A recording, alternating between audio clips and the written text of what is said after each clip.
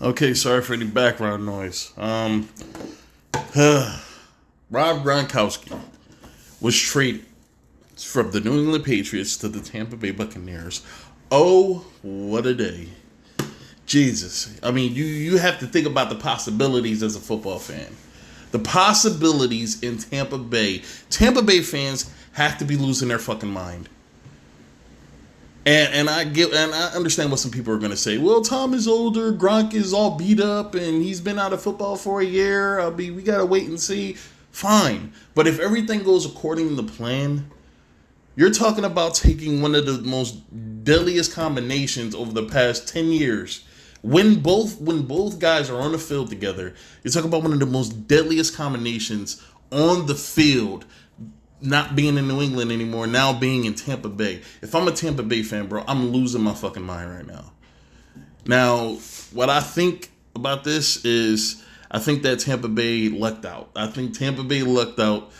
I mean, Tom could have went anywhere. He possibly could have recruited Gronk anywhere. But they chose to go back there. Tampa Bay has not won anything since 2003, 2002, 2003. They have not won anything. This has to be a joyous day for a Bucs fan. Now, let's just think about the possibilities real quick, and I'm trying not to go too long. Just think about it in the terms of what you're able to do with all three of these tight ends, because you still have Cameron Brate and OJ Howard. Now you throw Gronk in there. I mean, the things you could do.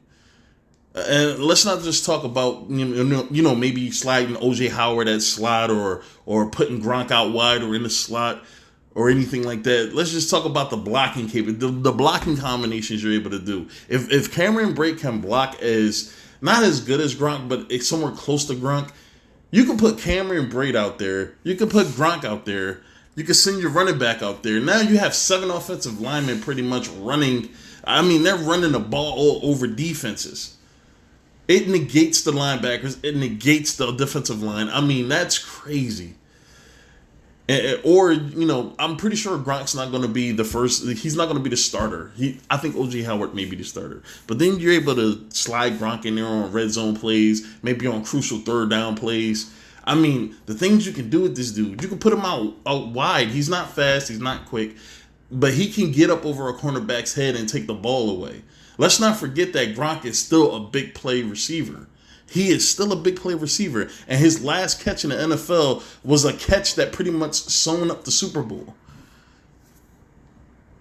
A phenomenal catch, a phenomenal diving catch in triple coverage. Gronk still has that capability. He took a year off. I think that was good for him. I would assume that it rejuvenated him in a way. Sometimes not taking those hits. Sometimes not coming into contact with other grown-ass men wanting to hit you, it kind of helps your body heal. So I can see Gronk coming back and being somewhat of a viable option. Tampa Bay is going to be crazy. If it goes according to plan, Tampa's going to be crazy. Now, I'm not counting the chickens before the edge. You still got to get out there. You still got to play. But if anybody I trust to get out there and put a product on the field that's going to please the fans, but also put wins on the board, is Tom.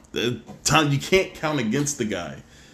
This guy has a motor. He has a knack for proving people wrong, and I can't wait to see it. That's if this whole Corona thing stops in time and we're able to actually get some football this year.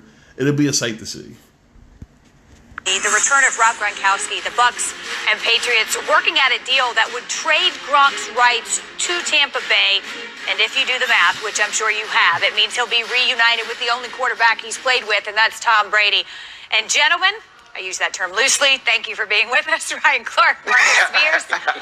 Look, I thought Rob Ninkovich made a very good point. He said that Gronk was clear that he wouldn't catch a pass from another quarterback. He's true to his word. But he goes to Tampa Bay, and Ryan, I'll start with you. It appears, look, I'm sure he was ready to step away, take some time off, regroup, but also, I think, was looking for a change in scenery. I mean, listen, if you listen to the way that the Patriots do business, the way that Bill Belichick likes to run his organization, it doesn't sound like much fun. And who's a more fun guy or a more fun player away from the field than Rob Gronkowski? And I think... And real quick, man, look, I've said in the past that I don't think you need to have fun to do your job and win. Because when you play football, it's about doing the job and it's about putting the effort into action and actually getting a job done. And that's win a title, man. You don't have to have fun to be a champion. You don't, seriously, you don't have to have fun. Football is a fun game, but you don't have to have fun if you want to be a winner. Sometimes it's not fun being a winner. Sometimes it's just not fun. When you have to try to be perfect as you can every time. It's not fun. It's hard work. It's hard fucking work. You see those franchises that want to win and have fun at the same time? Seattle, Philadelphia. You see where they are now? They're either one and done in the playoffs or they're not making the playoffs at all. So you don't need to have fun to win. That's the one thing that I think Belichick gets a bad rap for. You don't need to have fun to do the job. Bill Belichick runs his team like the military runs a squad. He runs his team the same way. Everything is based on rules. Everything is based on conduct. Like, you can't step out of line. You have to fall in with everybody else.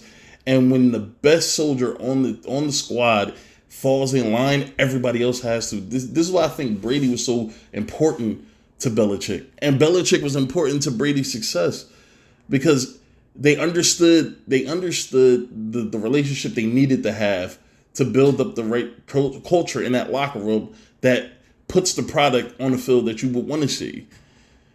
That's why I say all the time, like, you can't dismiss one or the other. You have to, when you talk about the greatness of the Patriots, you can't say, well, it's because of Brady or it's because of Belichick. It has to be because it was because of Brady and Belichick. It just, you can't really separate the two.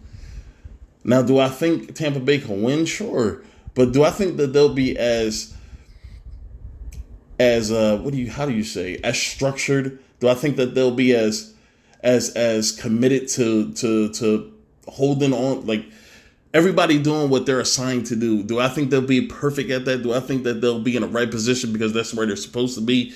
Do I think that they'll make the right plays damn near every time? No.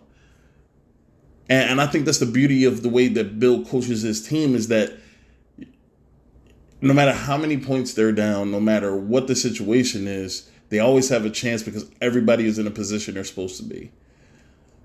And, you don't have to have fun to be a winner, man. But, it's whatever. Kind of war on him, and he said, I will only catch passes from Tom Brady. So for him, it was more about working with TB12 than the Patriots as an organization. You get away from the game for a little bit, you get to recharge, you get to feel rejuvenated. And if you ask Gronk or any other player that's won a championship in New England, would you trade that title to go anywhere else to have fun at an organization, to have a good time? They're lying if they say no. They're lying if they say yes. They're lying if they say they would trade that championship in. Because that championship alone, when you look at that ring, it reminds you of all the hard work you put in to get there. Now, he may not have had fun, and Gronk seems like one of those party kind of guys, man, that's really loose, man, and want to have fun, and he wants to run his mouth, and he wants to do all these fun things, because at the base of football, it's a kid's game, man. It is a kid's game. And I understand that, and I understand Gronk wants it to be fun. But when you win, man, nothing is more fun to me than winning. But, it's whatever. Now Tom Brady's somewhere where the sun is going to shine. He's in a place with Bruce Arians where he allows you to be individuals and be you. And this team is going to have a chance to win. If that's the truth, it's a bad sign, because you know who else allowed you the freedom to be you? Pete Carroll. That was the last guy that allowed you to be you. And we see how that went. That once everything went down, once you lose the trust for the first time, it's hard to rein in all those personalities that you encourage to be themselves. It's hard to rein all that shit in. And if if you're a Tampa Bay Buccaneers fan, it's time to go buy one of them new ugly jerseys and get ready to make a run at the Super Bowl, because this team is going to be stacked on offense. They know going into every game that they have a if injuries don't infect this team will be really good. I think Bruce Arians is not Freddie Kitchens. I don't think Bruce Arians is Freddie Kitchens. I don't think Tom is Baker. I don't think they have anybody on that roster that think that they're above the system. I believe they're all going to come in. They're all going to work. They're going to see Tom adopt the system and follow it, and they're all going to be encouraged to follow it as well, man. chance to win. That's what leadership is. Also, that's what leadership is. That's what leadership is. And Tom is the ultimate leader, and that's why players love to play with this guy. And that's an amazing feeling. So Rob Gronkowski, Tom Brady, sounds like y'all been setting this up for a little while, but I'm going to stay out of that. Yes, you guys should. Go ball out. I don't care if those uniforms look like, Darth Vader. They don't care one bit in Tampa right now, Marcus Spear. They're going to buy them up. They will find a way. Because to your point, look, Tom Brady changed the landscape. This does as well. And it is intriguing, Marcus, to think about watching those two together again outside of New England. Man, if they even give you 25% of what they were able to do in New England, bro, Tampa Bay, they're going to really shake up the NFC. They're going to shake up the NFC. Now, I'm not going to go too deep in this video because I got things to do, but yeah, man, I'm excited to see what happens. But all right.